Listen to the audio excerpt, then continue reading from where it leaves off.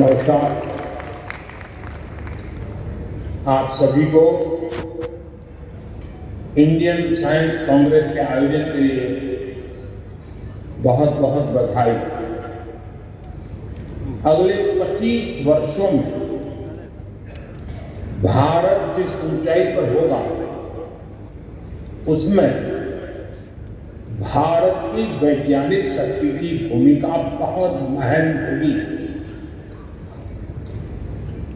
Science में passion के साथ जब देश की सेवा का संकल्प जुड़ जाता है तो नतीजे भी अभूतपूर्व आते हैं। मुझे विश्वास है भारत की साइंटिफिक कम्युनिटी भारत को 21वीं सदी में वो मुकाम हासिल कराएगी जिसका वो हमेशा हकदार रहा। मैं इस विश्वास की वजह भी आपको बताना चाहता हूं। आप भी जानते हैं कि ऑब्जर्वेशन साइंस का मूल आधार है। ऑब्जर्वेशन के जरिए आप साइंटिस्ट पैटर्न फॉलो करते हैं, फिर उन पैटर्न्स को एनालाइज करने के बाद किसी नतीजे पर पहुंचते हैं। इस दौरान एक साइंटिस्ट के लिए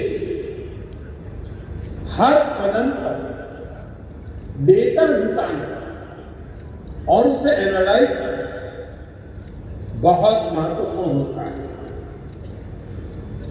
21वीं सदी के आज के भारत में हमारे पास दो चीजें बहुतायत में हैं।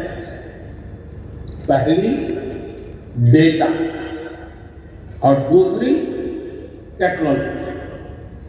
इन दोनों भारत के साइंस को नई बुलंदियों पर पहुंचाने की ताकत है। डेटा एनालिसिस की फील्ड तेज रफ्तार से आगे बढ़ रही है। ये इंफॉर्मेशन को इंसाइट में और एनालिसिस को एक्शनेबल नॉलेज में बदलने में मदद करती है। चाहे ट्रेडिशनल नॉलेज हो या मॉडर्न टेक्नोलॉजी, ये दोनों ही साइंटिफिक डिस्कवरी में मददगार होता है। और इसलिए हमें अपने साइंटिफिक प्रोसेसेस को और मजबूत बनाने के लिए अलग अलग टेक्निक्स के प्रति खोजी प्रवृत्ति को विकसित करना है। साथियों, आज का भारत जिस साइंटिफिक अप्रोच से आगे बढ़ रहा है, हम उसके नतीजे भी देख रहे हैं। साइंस के क्षेत्र में भारत तेजी से वर्ल्ड के टॉप कंट्रीज में शामिल हो रहा है। 2015 तक हम 130 देशों की ग्लोबल इनोवेशन इंडेक्स में 81 नंबर पर थे, लेकिन 2022 में हम छलांग लगा करके 40वें नंबर पर पहुंच गए। आज भारत पीएचडी के मामले दुनिया में टॉप 3 देशों में है। आज भारत स्टार्टअप इकोसिस्टम के मामले में दुनिया के टॉप 3 देशों में है। साथियों, मुझे खुशी है कि इस बार इंडियन साइंस कांग्रेस की थीम भी एक ऐसा विषय है जिसकी दुनिया में सबसे ज्यादा चर्चा हो रही है। विश्व का भविष्य सस्टेनेबल डेवलपमेंट के साथ ही सुरक्षित है। आपने सस्टेनेबल डेवलपमेंट के विषय को विमेन एम्पावरमेंट के साथ जोड़ा। मैं मानता हूं कि व्यावहारिक रूप से भी ये दोनों एक दूसरे से जुड़े हुए हैं। आज देश की सोच केवल ये नहीं है कि हम साइंस के जरिए विमेन एम्पावरमेंट करें, बल्कि हम विमेन की भागीदारी से साइंस का भी एम्पावरमेंट करें, साइंस और रिसर्च को नई गति दें। ये हमारा लक्ष्य है। अभी भारत को G20 समूह की अध्यक्षता की जिम्मेदारी मिली है। G20 के प्रमुख विषयों में भी विमेन लेड डेवलपमेंट एक बड़ी प्राथमिकता का विषय है। बीते 8 वर्षों में भारत ने गवर्नेंस से लेकर सोसाइटी और इकोनॉमी तक इस दिशा में कई ऐसे असाधारण काम किए हैं जिनकी आज चर्चा हो रही है। आज भारत में मुद्रा योजना के जरिए छोटे उद्योगों और व्यवसायों में भागीदारी हो या स्टार्टअप वर्ल्ड में लीडरशिप, महिलाएं हर जगह पर अपना दम दिखा रही हैं। बीते 8 वर्षों में एक्स्ट्रा मुरल रिसर्च एंड डेवलपमेंट में महिलाओं की भागीदारी दोगुनी हुई है।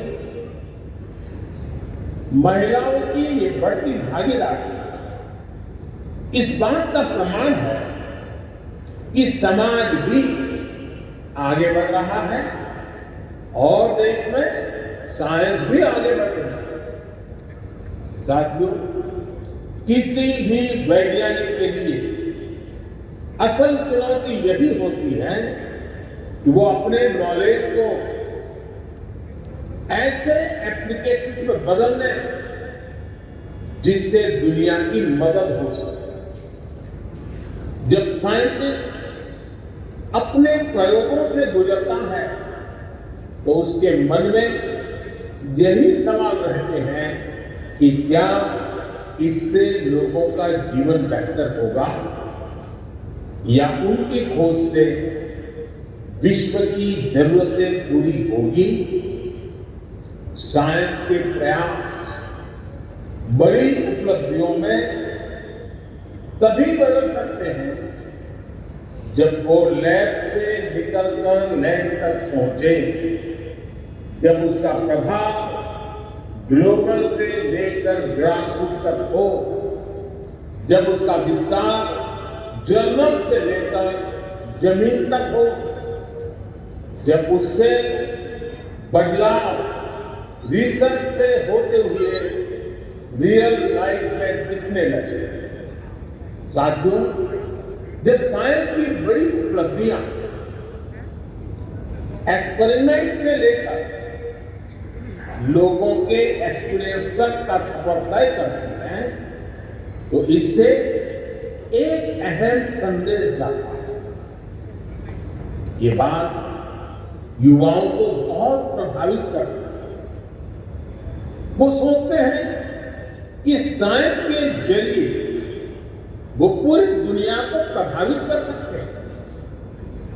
ऐसे युवाओं को आगे बढ़ाने के लिए इंस्टीट्यूशनल फ्रेमवर्क की आवश्यकता होती है ताकि उनकी आकांक्षाओं का विस्तार किया जा सके, उन्हें नए अवसर दिए जा सके। मैं चाहूंगा कि यहां मौजूद वैज्ञानिक ऐसा इंस्टीट्यूशनल फ्रेमवर्क विकसित करें जो युवा प्रतिभाओं को आकर्षित करें और उन्हें आगे बढ़ने का मौका दें। उदाहरण के लिए टैलेंट हंट